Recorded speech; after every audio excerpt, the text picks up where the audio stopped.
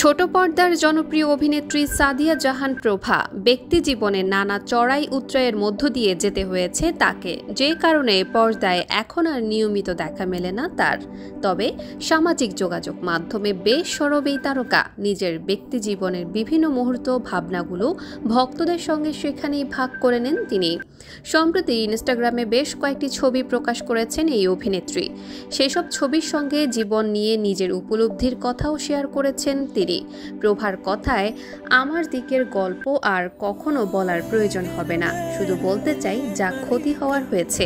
জীবনে এসব হয়, আমাদের এখানে কিছুই করার থাকে না। সম্ভবত এটা বেশি গুরুত্বপূর্ণ।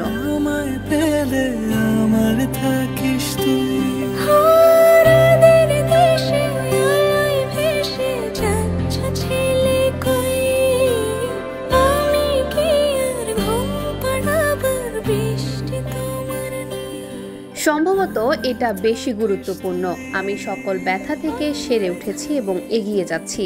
প্রভা তার স্ট্যাটাসে আরও লিখেন, আমি যথেষ্ট করেছি, এটাই সত্যি এবং বর্তমানে ঠিক আছি। আমি শুধু বুঝতে পারলাম কোনো কিছু কম মেনে নিয়ে থাকতে পারবো না, কারণ আমি এটা ডিজার্ভ করি না। সে কারণে আমি নিজেকে ভালো রাখার সুযোগ করে দিলাম কাউকে চলে যেতে দিয়ে। এবার আমি আমার জয়টা নিশ্চিত করব।